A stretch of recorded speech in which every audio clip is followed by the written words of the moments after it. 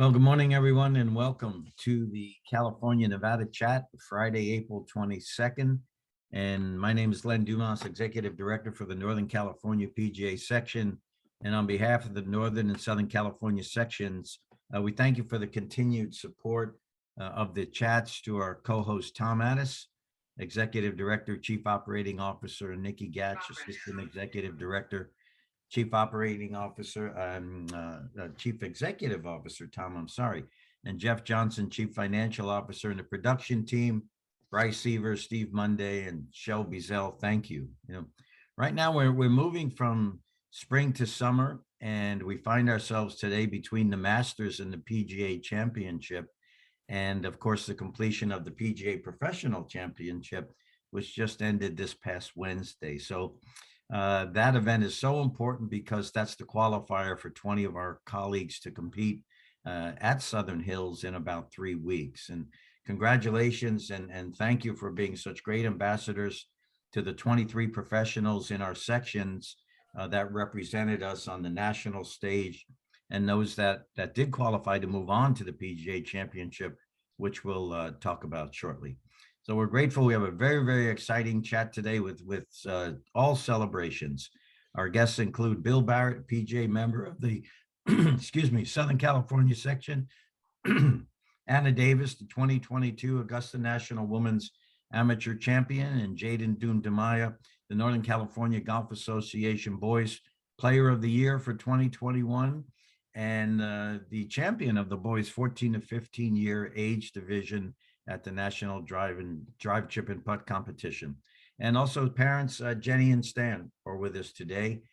Thank you for being here, Jenny and Stan, and our conscience, Mr. Craig Kessler, and Director of Public Affairs for the Southern California Golf Association, and Kevin Fitzgerald, the Assistant Director of Public Affairs for the Southern California Golf Association. So Craig and Kevin will sober us up after the party that we're going to have in just a few minutes here. But first, a word from our friend, colleague, and Executive Director for Southern California, Mr. Tom Addis. Tom?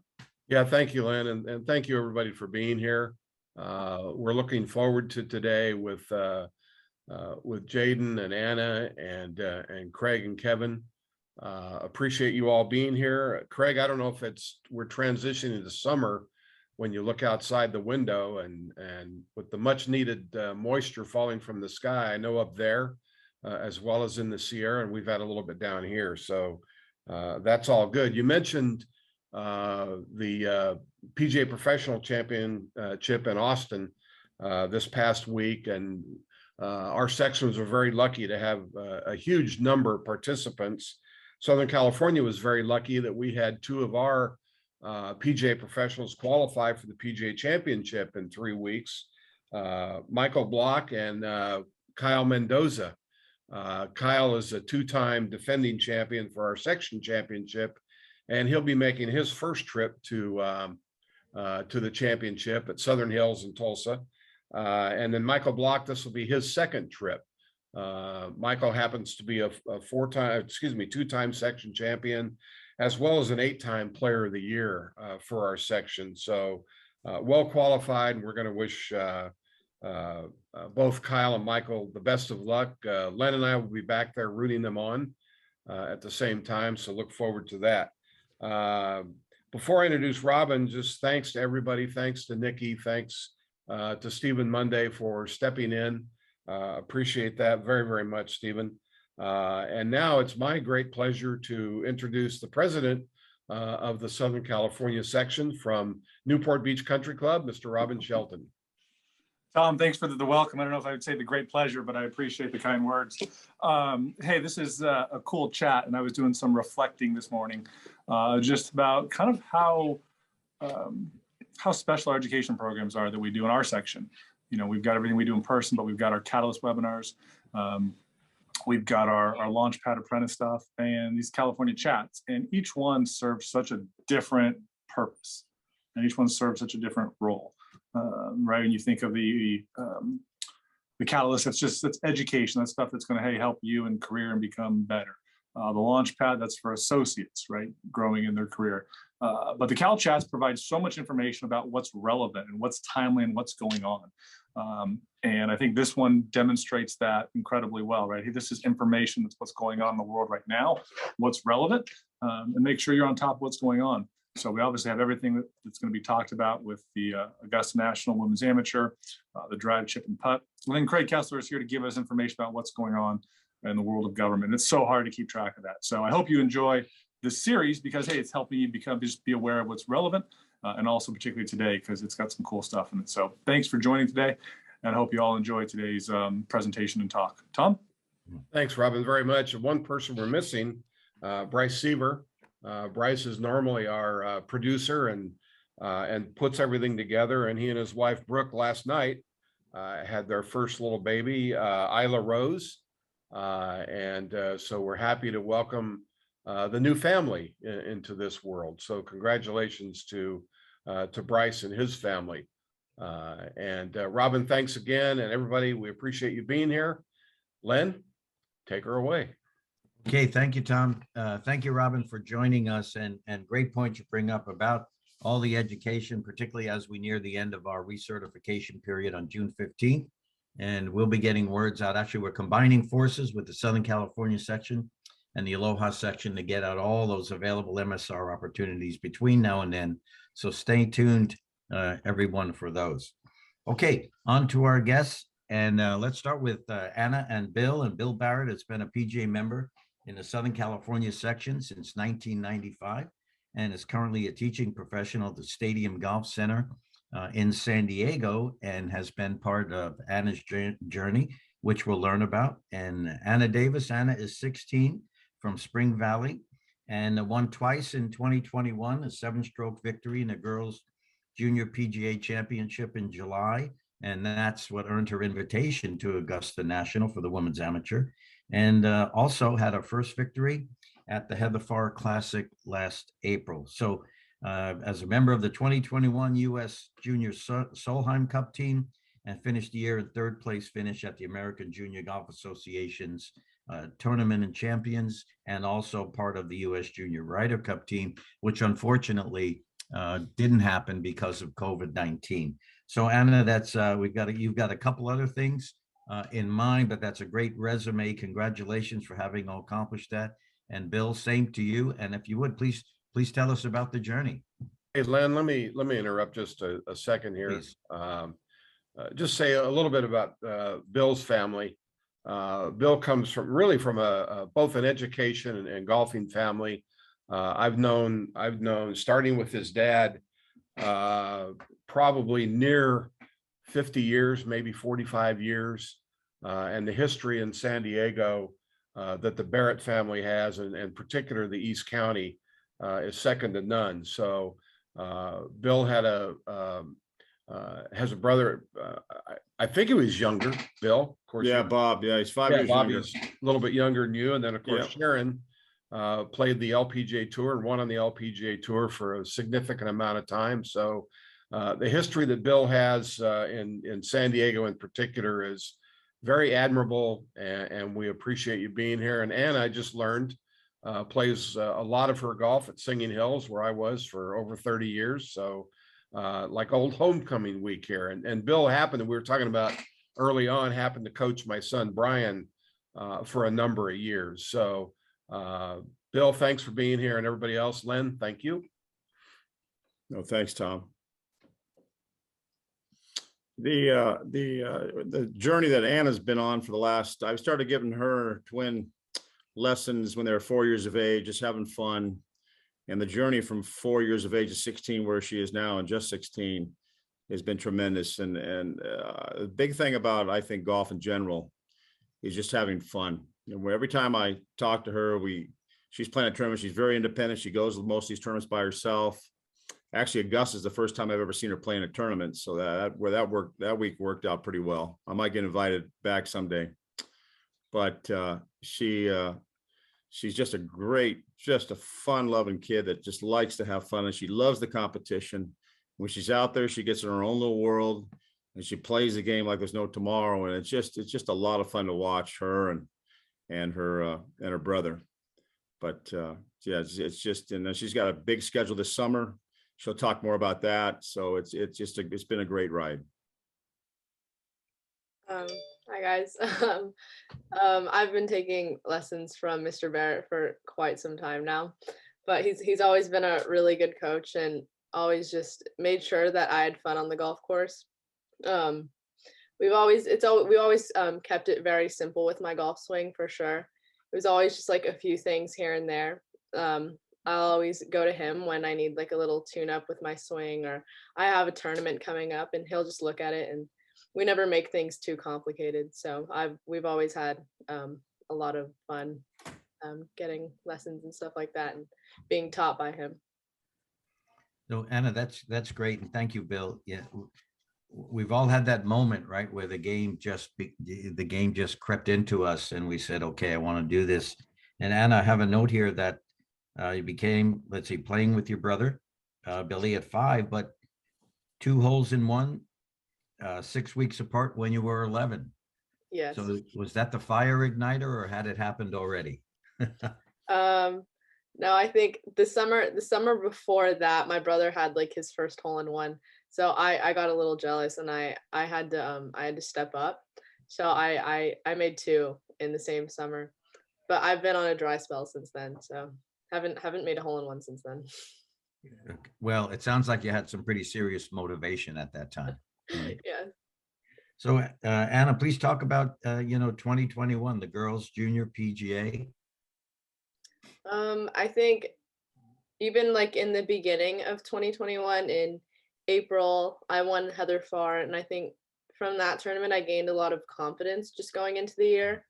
I realized that I could compete with the older girls and I was able to beat them. So going into the summer, I've had a few good events, and then I hadn't won one, but then in July I played junior PGA, and obviously that was a good event for me.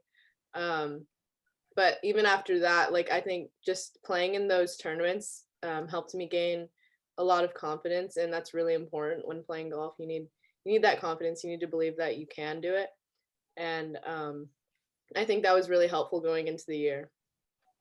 Yeah, that's great. And Bill, when as you traveled the road, there's a defining moment perhaps of when you thought, okay, there's something special here between Anna's natural ability and her dedication to the game and working through that. Can you recall any particular time, Bill, or moment? And then what does a session look like with you two?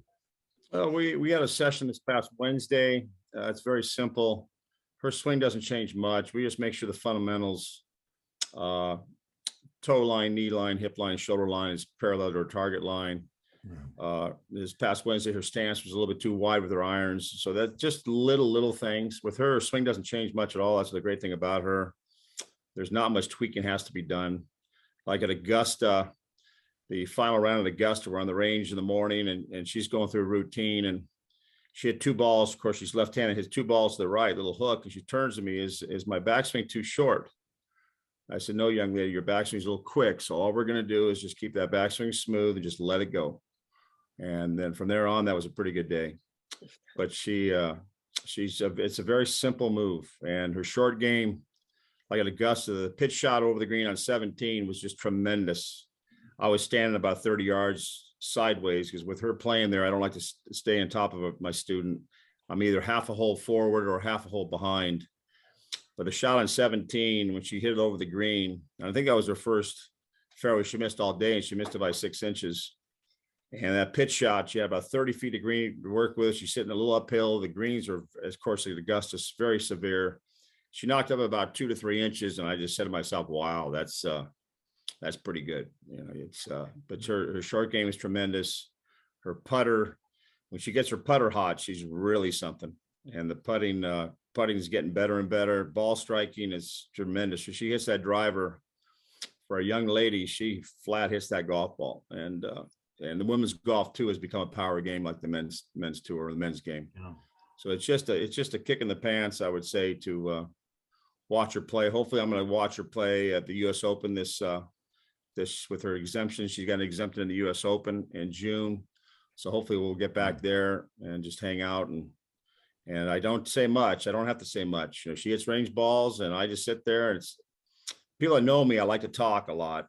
And with her, I kind of get in her world and I just watch her hit balls and we just don't say much. Sometimes I don't say anything at all. And she does her business. She goes and putts and I just watch her putt and then she goes on her business. And that's pretty much where our relationship has been.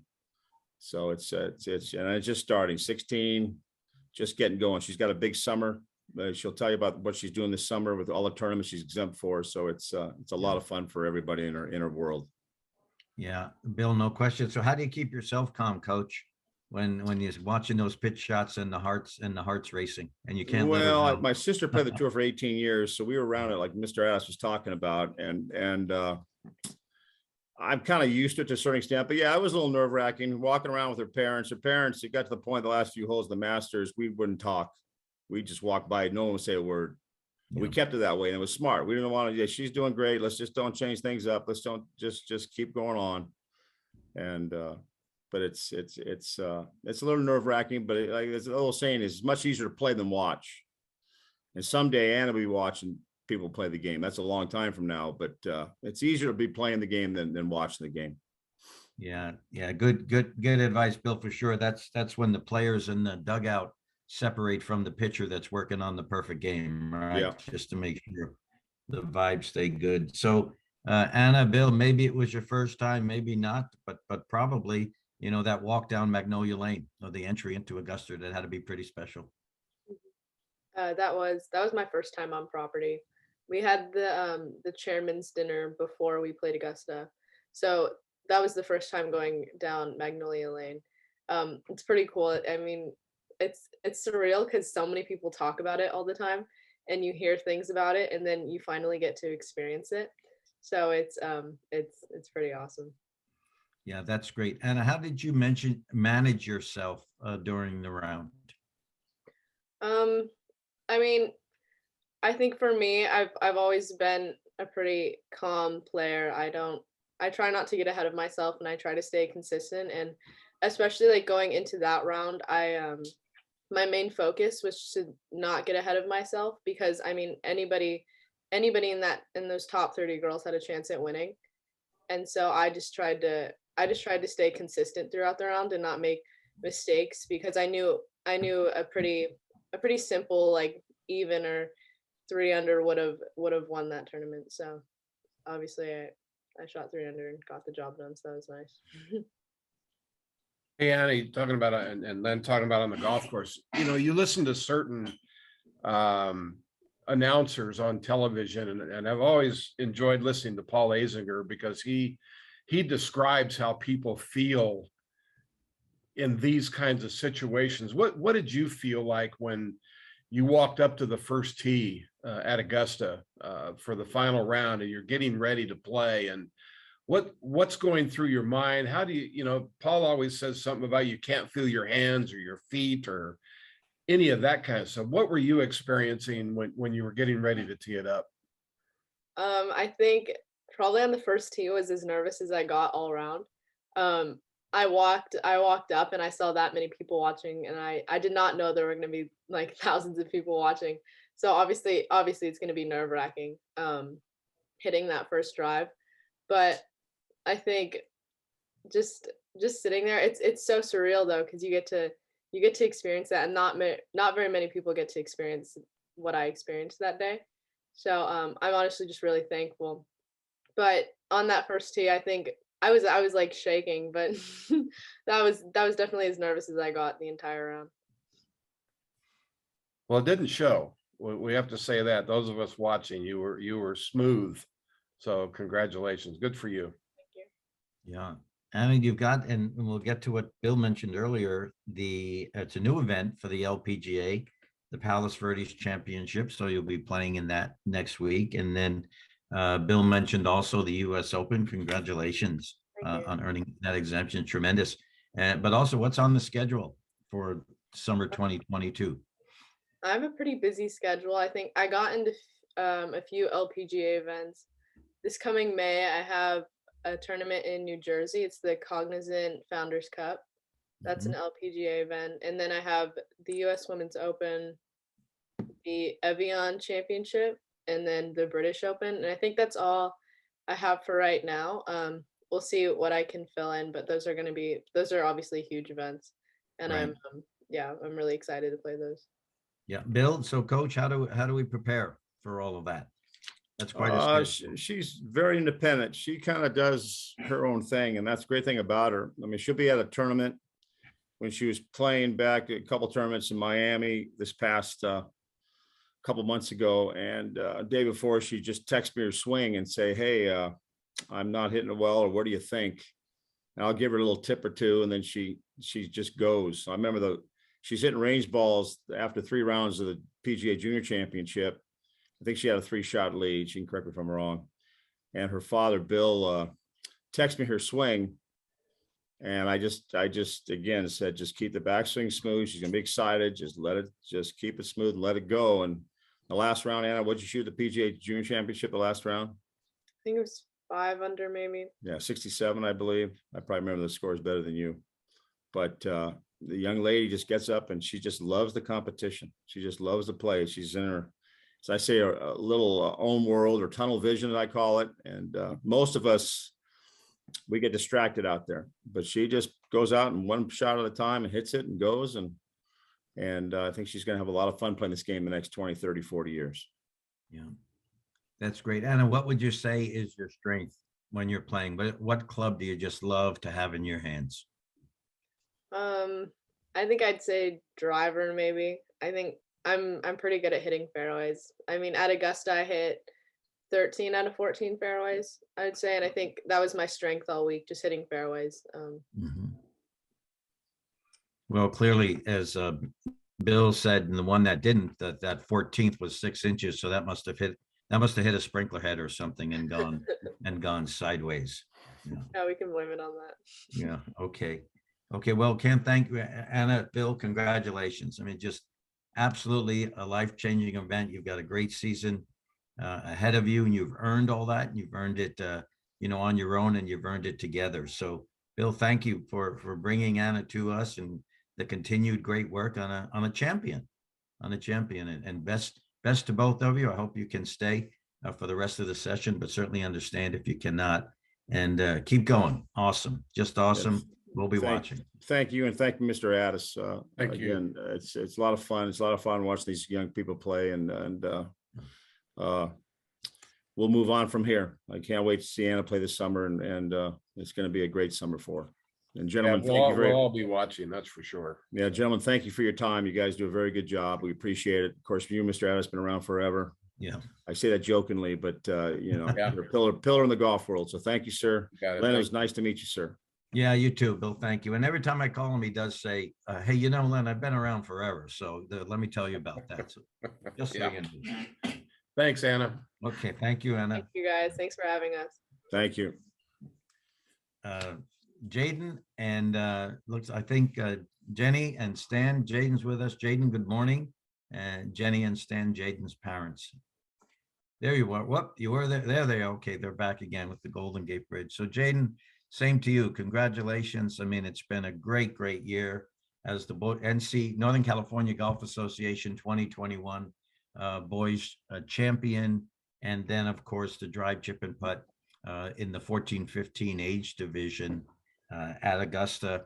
And we were grateful enough, Caitlin and I, to be there at Pebble Beach to watch you do it. And that last putt that had to go in, we heard the scream, so we knew something good had happened. So Jaden, let's start with last year, and I'll circle back a little bit and all the success you had in becoming the boys champion last year for the NCGA. Tell us about the events, please. Yeah, so starting from the beginning of 2021, my game wasn't as at the peak of what it should or was now. I finally started feeling better about my game and seeing more improvements going to practice and playing these tournaments. But it started in I won my first junior tour of Northern California in December of 2020. And so from then on, I gained a lot more confidence from playing those type of tournaments, the against stronger competition. And from then on, I think I won 6 or 7 JTNCs in that year, 2021. But it was the summer of 2021 was a eventful one. I played in the boys junior PGA championship, probably one of my favorite tournaments to play. And qualifying for that event was probably one that I can't forget. I think at Poppy Ridge, I shot a 63 and a 67. And think I broke the junior tour record of 2-day scoring by 2 from Justin Suh. So that was pretty exciting for me. And being able to see all like the top juniors at the boys PGA Junior Championship was definitely inspiring to definitely own up to that point and try my hardest to get to that level. And then the drag chipping part, also seeing all my idols and the people that I look up to and watching them play, and having Dustin Johnson handing my trophy was something that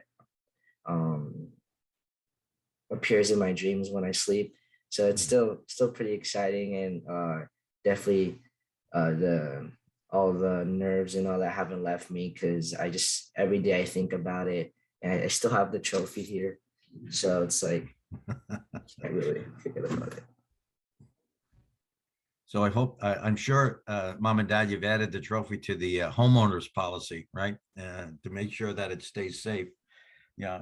So Jenny, Stan, let's back up a little bit. That was just a great piece on KCRA about you guys. And I loved, Stan, I loved your comment, because, they showed the video of Jaden.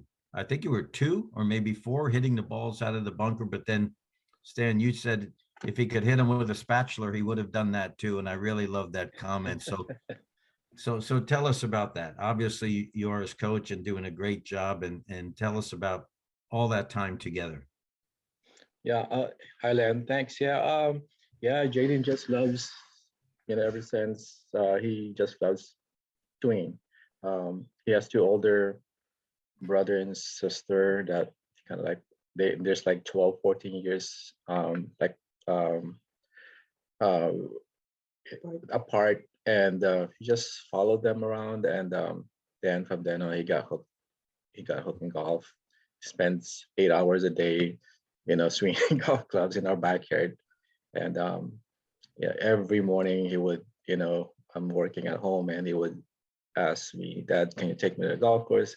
Take me to the golf course every single day. And I end up working in the golf course so that he can just be in the golf course, working, in the restaurant area there, so I can watch him practice in the golf course. This goes on all the way until, he can get to the golf course himself. So he still loves playing. He still loves practicing. Yeah.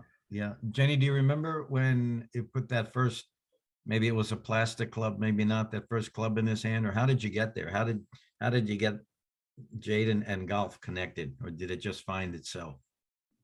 Growing up, Jaden is pretty much living in the golf course.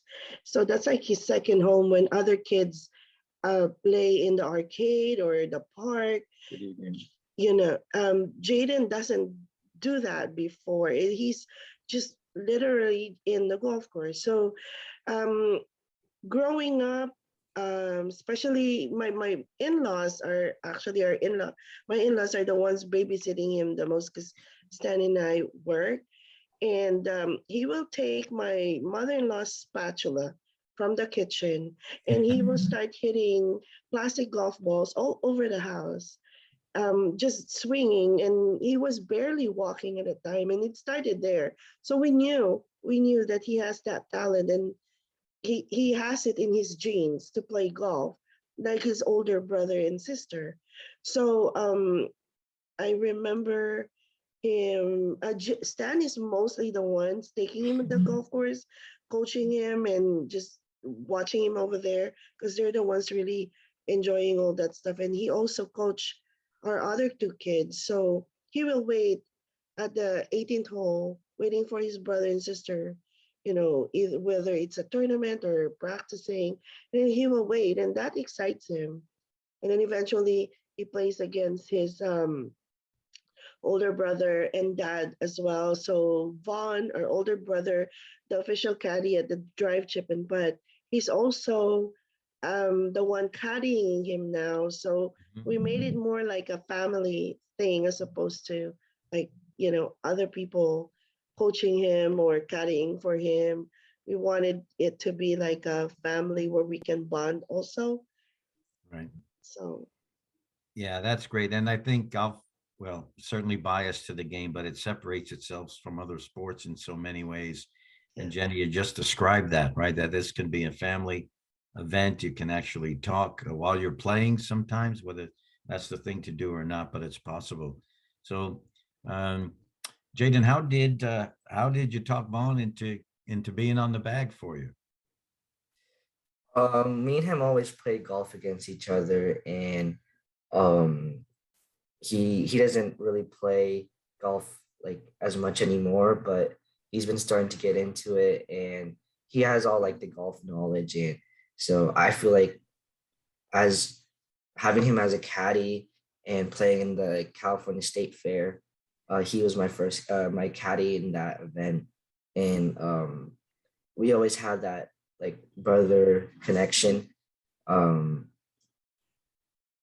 we always bonded when it like golf is one of the things that hold us together, and it's just I feel like having my brother as a caddy is less stressful than having my dad as a caddy because there's always like that the intensity when it comes to having like a your coach because there's always like you have to like the perfection of it, but I feel that um my brother is like someone that I can relate to when it comes to golf, and he was coached by my brother or my dad, and so it's we also relate to we learn the same things and we know what's going on. So I feel like um, owning up to the decision to have him as my caddy was probably a good decision, and he also calms me down. So yeah, pretty grateful for having him there.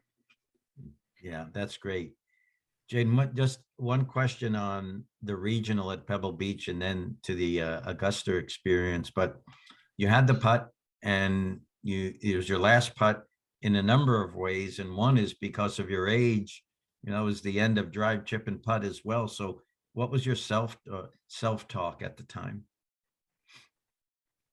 My dream was always to get to see Augusta National in person. It was both me and my dad's dream.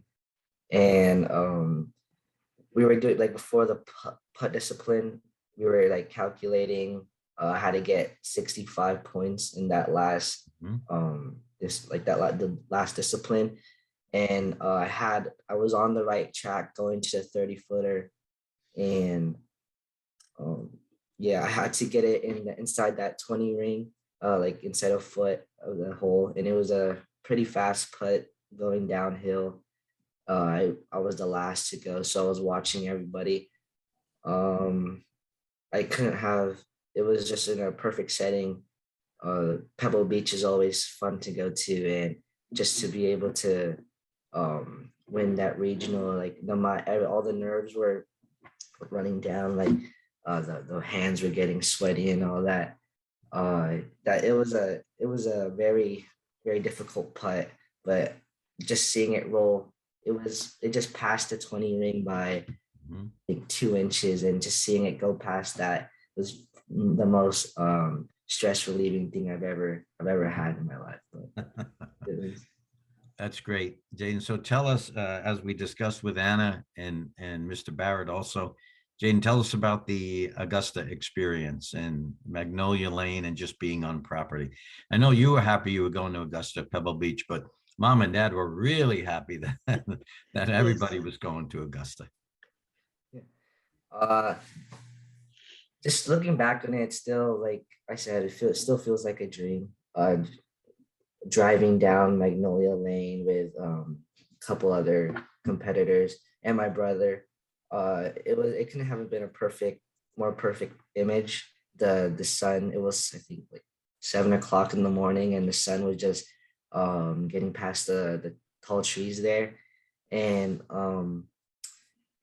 like it was just shining perfectly on the clubhouse, and it was just I couldn't have everything was perfect there. It just felt like a picture painting. So, and then like right after the competition, we are gonna go take pictures at Magnolia Lane, and VJ Singh was on the second story of that clubhouse, and I turned around and he was there, so we had a little conversation. But like anything that happens there, it's just great. The experience, the energy when you're there, having like the crowd was just probably one of the biggest crowds I've had when it comes to golf competitions, and it was amazing. I still look back and just like relive the moment when the putt went in on the 18th green.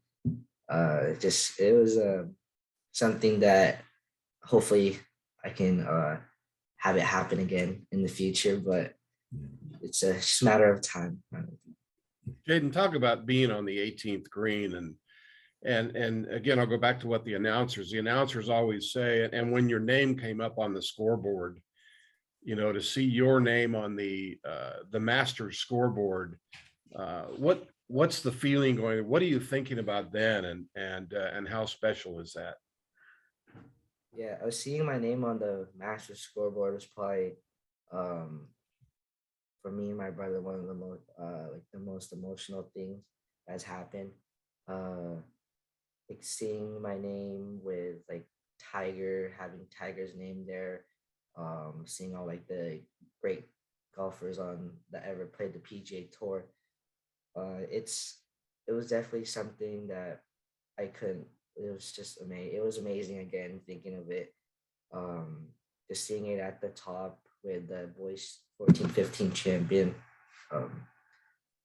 It was emotional for me and my brother, and we were practicing, or we were going after that moment for the last. Me and my dad also were set like the last 7 years trying it since I was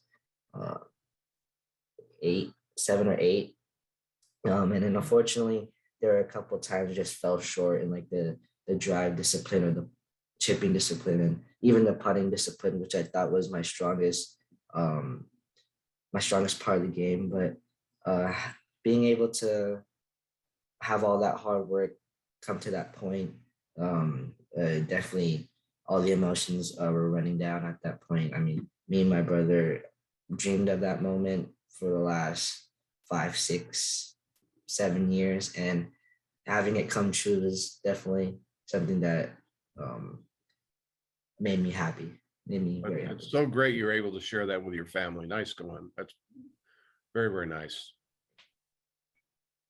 Thank you. Jaden, outstanding. So I have 2 more questions. Tell us about your summer schedule. Okay, yeah, this summer is pretty. There's a lot happening. Playing the boys junior PGA championship again, and I got accepted to the Western Junior. I've heard good things about it. Haven't played it, but playing with some kids at the PGA Junior Championship last year, saying they said that it was probably the best experience also. So I'm looking forward to it. Hopefully I'm planning to play a couple JTNCs and then the Tour Championship with the Junior Tour of Northern California, and couple AJGAs. We're still thinking about that, but yeah, this summer is probably going to be the more eventful ones when it comes to the pass, and I think I'm trying to qualify for the US Junior and then the US Amateur and the US Open. So definitely a packed schedule. So That's great, Jaden. We'll keep track of you. As you know, we'll be there for some of those events and find you at Paradise Valley as well, not very far from the office. So don't be afraid to stop in. Okay, final question. So tell us about Little Dragon. Where the name Little Dragon come from? It's on your wedges, I know. Yeah. yeah, growing up, Well, my dad was born the year of the dragon, and he it kind of like just adds up with the little part. But um yeah, growing up, my parents and when it comes to competition, have always said that I was like fierce. Always loved competition. I used to play against my brother like every time I was able to in like putting competition, and all I could think of was just winning. That's just my mindset is to always be on top and win and just do my best. And yeah, growing up playing in all the tournaments that and gain experience from, just the competition is what I play golf for, and I feel like the main reasons I play golf is um, built through all that competition that I played and the passion. And I feel like golf is probably like one of the main sports that I can play where um like the competition, like anyone can win it at any time. There's never like you get away with it, and like I feel like building up to the final, playing like 2-day events and 3-day events, the last 18 holes is definitely um stressful for almost any tournament. And just playing golf and just a lot of the like the fears, like I try to never let up, and just everything just keeps on going. And yeah, I think that's where the little dragon came from. My parents said I was always fierce on the golf course. So Well, congratulations, Jaden, on everything that you've done, and to you and Anna, thank you both for being such great ambassadors for the game. And we're certainly selfish having you both here in California, and very grateful for that and continued success. And before we stop, just a word from mom and dad. You've got a wonderful young man here, Jenny Stan. Thank you for sharing him with us. And what do you say to him going forward when getting ready for an event? Um, well, um, with me, I guess I always look at it on the point of view of the mother. So I just want him to have fun and just focus on what his dad has taught him, and to just remember to stay grounded all the time. And and although it's just so ironic that everything is overwhelming, Len, he's achieving a lot of things right now that is beyond our my imagination. Like it's just so real. But at the same time, I know we're just halfway there, and he still has a long ways. But we're just grateful for everything that's happening to him. We just constantly remind him to, again, stay grounded and remember all those people, especially those people and those organizations, everyone who's been there for him from day one, and be grateful for that, regardless of what he achieves in the future or where this journey is going to lead him. So we just want him to stay the same Jaden as he is the first time, from the very first time, and be grateful and always keep praying for more blessings to come. And he always has that fire. That little dragon is because of his fire.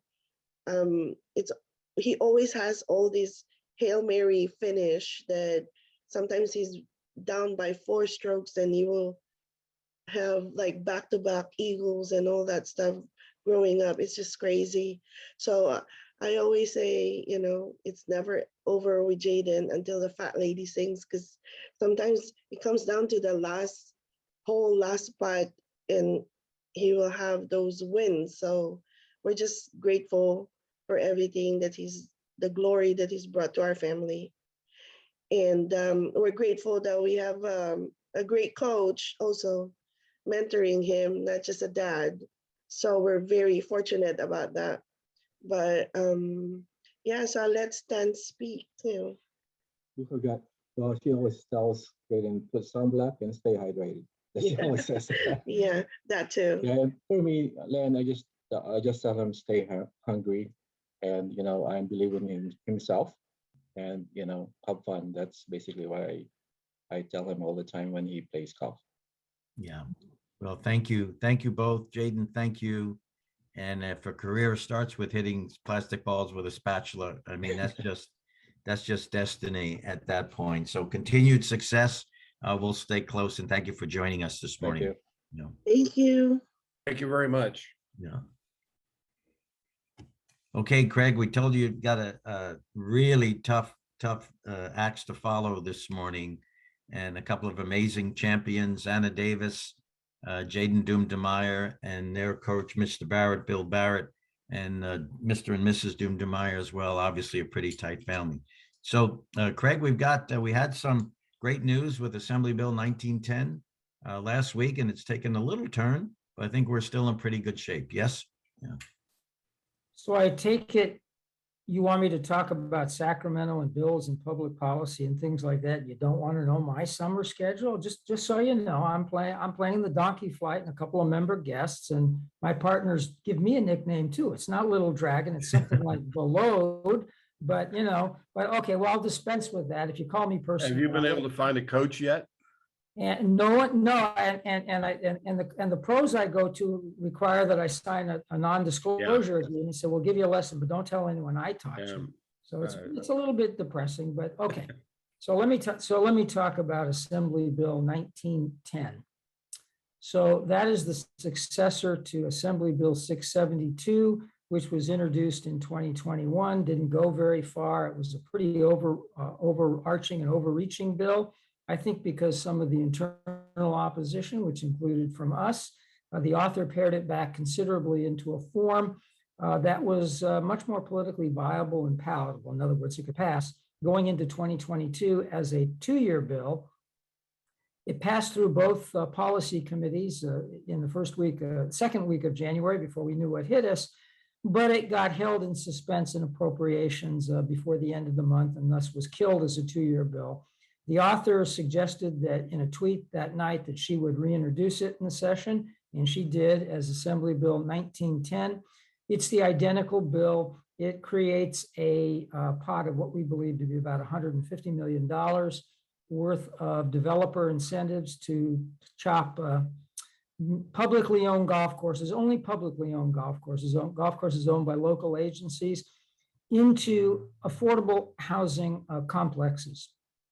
The affordability quotient is very, very complicated, and maybe those in the development and real estate industry understand it thoroughly. I don't, but it hews very closely to the requirements in the Surplus Land Act and other state statutes. The bill, as we anticipated, passed comfortably through the Housing Committee in March. It was on its way to the Local Government Committee. It has to go through both of those committees before the end of this month in order to remain alive in the session. The author pulled the bill from the April 6th hearing, and we're pretty well convinced she pulled the bill because she didn't have the votes to get it out of committee. And then we waited to see whether or not she would redocket it, walk away from the bill. That's the usual course of order, just how committed the author would be to spending a lot of political capital on trying to move it. Well, unfortunately for the golf community, she's made this bill a high priority. Indeed, it might be her highest priority in the legislative session, which is her last legislative session because she is leaving the assembly at the end of this year to make a run for the new 42nd congressional district against somebody else named Garcia, Mayor Robert Garcia of Long Beach. So she did indeed, at next Wednesday on the docket of local government back is Assembly Bill 1910. We had kind of anticipated that she certainly must have some amendments in mind, because if she didn't have the votes to get it through the committee 3 weeks ago, what exactly would move some of the opposition, which is both Republican and Democratic opposition between then and now. It very well may be that an editorial in today's Los Angeles Times, which I'd encourage all of you to read for a lot of reasons, may have been in lieu of that amendment, or it may not have. We're flying a little bit blind right now, but we do have people on the ground in Sacramento checking these things out in the Capitol and trying to get as much intelligence as we can. In short, the LA Times editorial was mixed. I think it makes a very definite case for what they call continuing the conversation, which means move it out of committee and move it along. It's not an endorsement for the bill. In fact, the bill is characterized as sort of like the last place you ought to look to put housing. It suggests some other places, but it indicates what we've been saying all along. Housing is such an overwhelming crisis, and it is regarded as such by so many Californians. Doesn't matter whether you live in rural areas, urban areas, suburban areas, whether you're a Republican, a Democrat, a Libertarian, or a workers or a member of the Socialist Workers Party. Everyone regards that as the number one issue, and I think that's important to keep in mind, probably because it is the number one issue. That's how I would answer a poll too. So, but the LA Times, if you read it, said an awful, probably the nicest things I've heard about public golf, seen in print in a major newspaper. So in essence, a lot of the arguments that we've made about the value of municipal golf courses and the fact that they are not enclaves of the elite, the municipal golf courses are played by all kinds of Californians, are really, part of the public parkland tapestry. All of that is in there, but suggests that it's still worthy of a conversation because of our desperate need for housing. Whether that is enough to move the bill next Wednesday into the next stage of the process remains to be seen. There will be a couple of opposition speakers, and that I think are going to be powerful opposition speakers, and I'm not one of them. I would not be that person. And I assume there will be some good proponents. I will say that as golf has opposed this bill, each version of it becomes more palatable should it pass ultimately. And I want to make clear that the bill has a long way to go before it becomes law. It has other hurdles in the state assembly, and then it moves over to the state senate, where we already know it is not nearly as well looked upon in that body as it is in the assembly. And it's really struggling in the assembly, and it remains to be seen whether it goes forward or not next week. It's a little bit interesting. Most legislators don't run bills unless they think they have the votes, but this may be the case where Assemblymember Cristina Garcia is going to run the bill, and wing it and see whether she has the votes. So we're also on a bit of tenterhooks going into that vote next week. Again, the key things here, and I've emphasized this so many times, this bill is not about housing. I will simply point out that even if you take the roughly 200 golf courses statewide that would be put into play by this bill, and you added up all their acreage, it would cover less than 1/4 of the 155,000 acres that are protected from development in the Santa Monica Mountains Conservancy, which is almost entirely within the city of Los Angeles, and certainly developing part, or even just part of that, would mitigate the housing affordability problem to a degree infinitely greater than chopping up golf courses.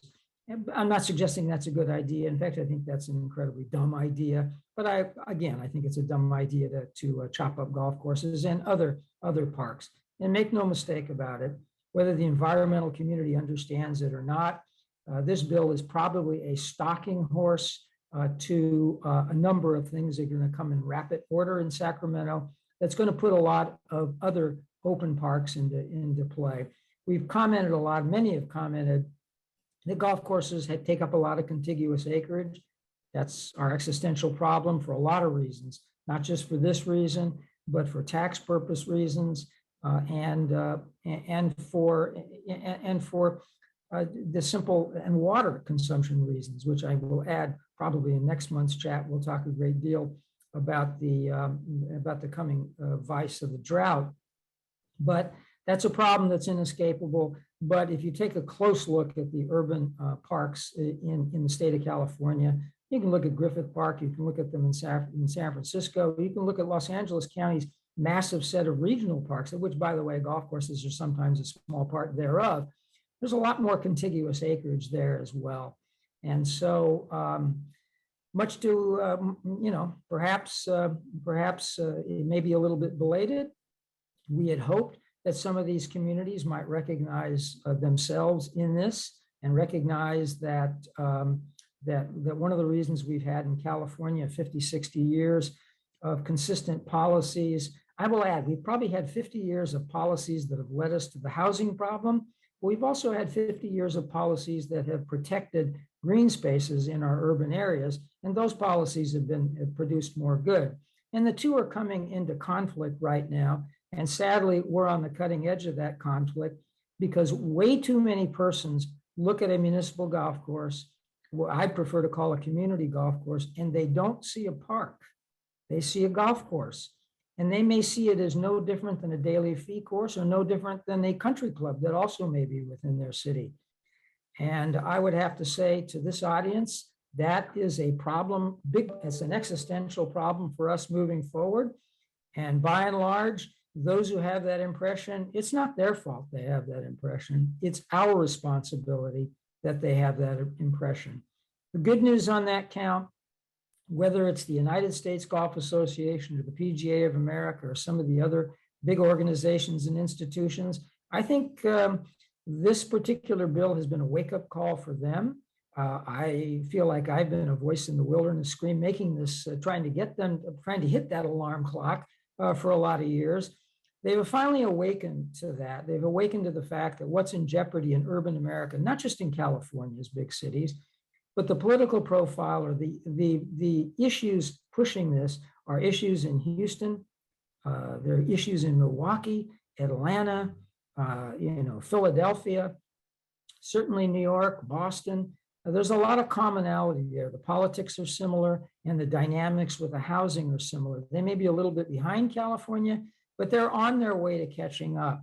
And what it puts into danger is that base that from really almost the beginning of our game in the United States has been the feeder. It's been the base. It's been the growth element. And if that suddenly is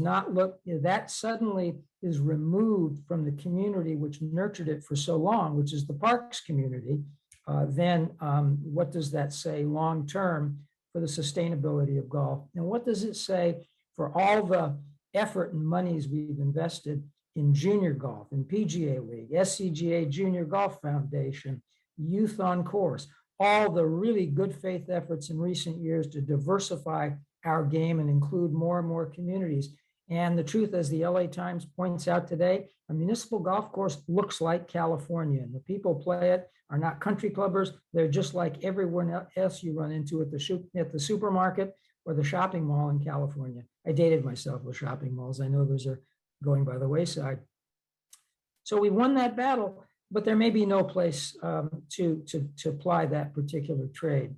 I guess it's always better late than ever. Maybe I'm a little bit of a Cassandra. I think it's awfully late, and we're on the cutting edge of that, and that can be uncomfortable. Believe me, it's been uncomfortable for me because I've always known from the beginning, those pushing this bill want to make the issue housing versus golf.